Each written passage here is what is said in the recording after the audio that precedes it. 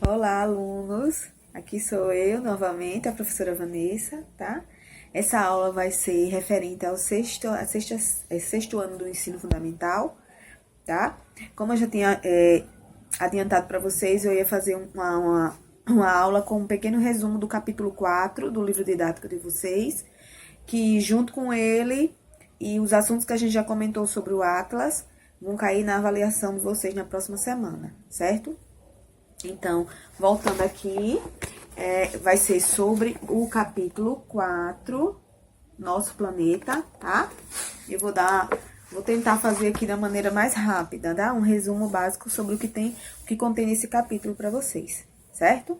Então, vamos lá. Então, se vocês puderem, vocês já pegam o livro, porque a gente acompanha pelo livro, tá bom?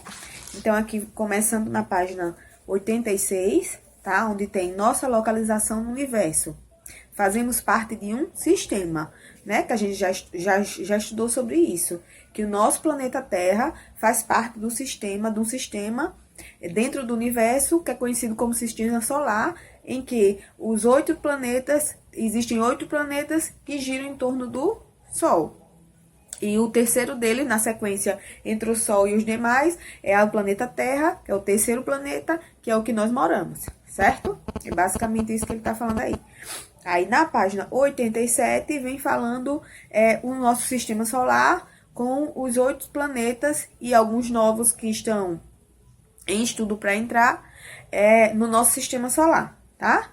Aí vem falando quais são esses 8, os 8 planetas. Então, Mercúrio, Vênus, Terra, Marte, Júpiter, Saturno, Urano, Netuno.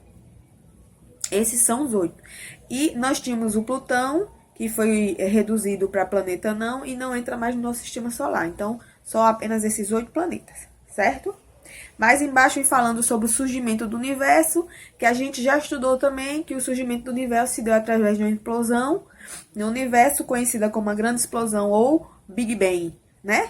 Que fez com que demais partículas formassem o que a gente conhece hoje pelo universo, tá bom? E os planetas, logicamente. Então, agora, pulamos já para a página 88. Tem assim, os nossos primeiros estudos sobre o sistema solar. Que a gente mostra que, astrólogos passados já estudavam o nosso sistema, em que tínhamos várias teorias quanto à formatação desse sistema solar, tá? Ele mostra que existia uma teoria chamada heliocêntrica e uma chamada geocêntrica, tá? O modelo geocêntrico de Ptolomeu, tá? Em que ele estudava que a Terra geocêntrica, a Terra era o centro do universo, tá? Mais pra frente,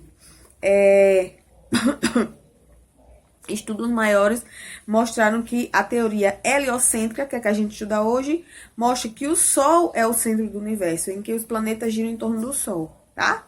Esse é o conceito básico. Tô tentando aqui sintetizar, tá? Depois nós temos aqui forma da Terra. Como é a forma da Terra? Hoje a gente sabe que a Terra é redonda, mas achatada nos polos. E ela gira em torno do Sol, não de maneira retinha, digamos assim. Ela é um pouco inclinada, tá? Formato da Terra. É basicamente isso aqui que tá falando, tá bom? Pulamos agora para a página 90, tá? A página 90 vem falando só das zonas também. Começa já na página 89. As zonas térmicas do planeta. A gente tem o planeta Terra, tá? E lembra que a gente já estudou sobre as linhas imaginárias, no sentido horizontal, tá? No sentido horizontal, nós temos várias linhas imaginárias. Nós temos o Círculo Polar Ártico, mais em cima, cortando o polo, que é conhecido como Polo Norte. Mais abaixo, ainda no hemisfério norte, nós temos o Trópico de Capricórnio. No meio do planeta, tudo no sentido horizontal, viu, gente? Nós temos a linha do Equador. Mais abaixo, nós temos já no hemisfério sul o Trópico de Capricórnio. E lá embaixo, já no Polo Sul, nós temos o Círculo Polar Antártico, tá? Então, nós temos essas linhas imaginárias no planeta.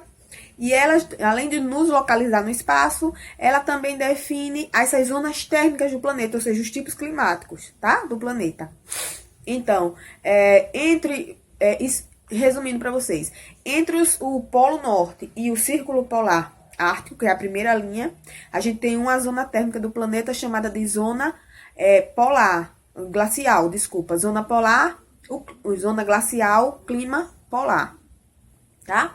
Entre esse círculo polar ártico e o Trópico de Câncer, a gente tem outra zona térmica, conhecida como zona temperada, com clima frio. Entre os trópicos, o Trópico de Câncer e o Trópico de Capricórnio lá embaixo, a gente tem outra zona térmica, conhecida como zona tropical, tá? Que é de clima quente. E depois se repete os tipos de clima mais embaixo, novamente. Então, entre o Trópico de Capricórnio e o Círculo Polar Antártico, a gente tem a mesma zona térmica lá de cima, que é a zona temperada, clima frio. E entre o Trópico de Capricórnio e o Polo Sul, a gente tem a outra zona térmica, que é conhecida como eu já falei, zona glacial, clima polar, tá? Então, essa é a definição das zonas térmicas através das linhas imaginárias existentes no globo, ok? Lembre que eu falei aqui, que aqui é a Terra e aqui a gente tem o Sol. O Sol incide seus raios solares no planeta Terra. Na parte central, os raios vão diretamente. Nas extremidades, os raios vão perpendicular. Então, por isso nas pontas, digamos assim, do planeta, o clima é mais frio, porque os raios não chegam com maior força. Já na parte central, é mais quente, porque ele vai diretamente, certo? E o que define justamente essas linhas, que define justamente essas áreas da incidência solar e define os tipos climáticos, certo? Aí aqui a gente tem atividade nas próximas páginas, a gente pula para a página 93, tá? Onde tem assim, movimentos da Terra e suas consequências. Então, a gente já conhece quais são os principais dois movimentos da Terra. Um conhecido como movimento de rotação e outro de translação, tá? Primeiro, eu vou pegar aqui meu celular para mostrar quais são os movimentos. Então, primeiro aquele em que a Terra faz esse movimento aqui, tá? Em torno do seu próprio eixo. É conhecido como movimento de rotação. E outro em que a Terra gira em torno do Sol, tá? É o movimento de translação. São os dois movimentos que a Terra faz. Um em torno do seu próprio eixo, rotação, e o em torno do Sol, translação. Isso aí é o básico, tá? A gente pula agora para a página 94, tá? Sucessão de dias e noites. Justamente isso aí. Então, a gente tem esses dois movimentos da Terra, rotação e translação. O movimento de rotação, esse que ele gira em torno do seu próprio eixo, define justamente esses dias e noites. Que a Terra demora exatamente 24 horas para fazer essa volta completa, esses 360 graus, tá? Que define dia e noite. A gente tem o Sol aqui, então a Terra está girando. O lado em que o Sol está iluminando é dia e o lado que não está iluminando é noite. Depois ela gira de novo, o lado que era noite virou dia, o lado que era dia virou noite, certo? Rotação. É justamente a rotação da Terra que dá os dias e as noites. A translação, que a gente vai estudar mais pra frente, define estações do ano, tá? Fica mais fácil para vocês entenderem. Então, já aqui na página 94, nós temos falando de fusos horários. Fusos horários são justamente isso. A gente tem um planeta e nós temos 24 linhas imaginárias que cortam um planeta no sentido vertical, tá? Linhas imaginárias. E justamente essas linhas imaginárias são 24 linhas, porque cada uma define uma hora desse sistema de rotação, tá? Então, a Terra não leva 24 horas para girar totalmente, os 360 graus? Pronto. Então, justamente os fusos horários são isso. São as 24 horas que levam para dar essa volta completa da rotação da Terra, tá? Que define os horários do planeta. O horário inicial é marcado pelo meridiano de Greenwich, tá? Ele é o marco inicial. Dele se segue as demais horas. Lembrando que as horas sempre começam, a sua contagem inicial vem do lado leste para o lado oeste do planeta. O Sol nasce do lado leste sempre do planeta, certo? Por isso que as horas se iniciam do lado leste para o oeste do globo, certo? É basicamente o que está falando aqui. E na página 95 tem a questão dos fusos horários brasileiros, tá? Como o Brasil é muito grande, então a gente tem horários diferentes no território brasileiro. Por quê? Porque nessas linhas que eu falei, que são 24 linhas que cortam o globo, 3 dessas linhas de fusos horários passam no território brasileiro, tá? Tem países que só passa uma, então o território todo daquele país tem o mesmo horário. Só que o Brasil, como é grande em extensão territorial, tanto no sentido leste como no sentido oeste, no sentido leste-oeste como no norte e sul, então, por ser muito grande, então, no Brasil passam-se 3 fusos horários e cada um delimita um horário no Brasil, tá? É basicamente isso aí. Aí pulamos agora para a página 96, que mostra esse caminho do Sol, que é o que eu já falei para vocês, que o Sol nasce do lado leste do planeta e se põe do lado oeste, tá? Na página 97, vem falando do movimento de translação, que a gente já conversou sobre isso, quando eu expliquei de rotação, em que a Terra gira em torno do Sol, que delimita as estações do ano. Que é justamente na página 98, vem falando dessas estações do ano e como é que se dá essas estações, que é justamente através desse movimento de translação da Terra, tá?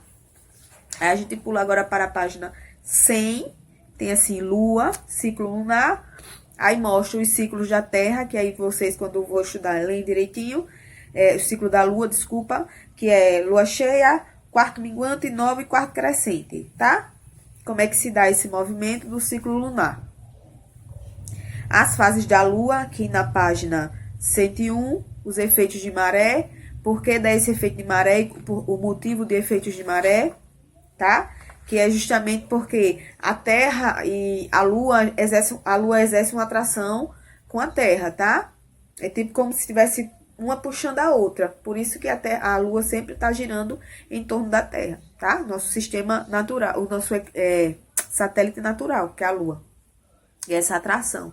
E quando a Lua se alinha ao Sol, e aí ela recebe maior atração do Sol também em relação à Terra. E dá esses efeitos de maré, que é justamente essa elevação do nível da água do mar, tá? Por conta dessa atração, desse puxado de atração, certo? Que é justamente esse efeito de maré. Aí já na página 102, vem falando de eclipse. E na página 103, aqui tem a diferença entre eclipse solar e lunar. Em eclipse, no geral, é só vocês lerem aí, ó, na página 102. Eclipse é o encobrimento total ou parcial de um astro, ou seja, quando um astro se desloca para a sombra do outro, tá?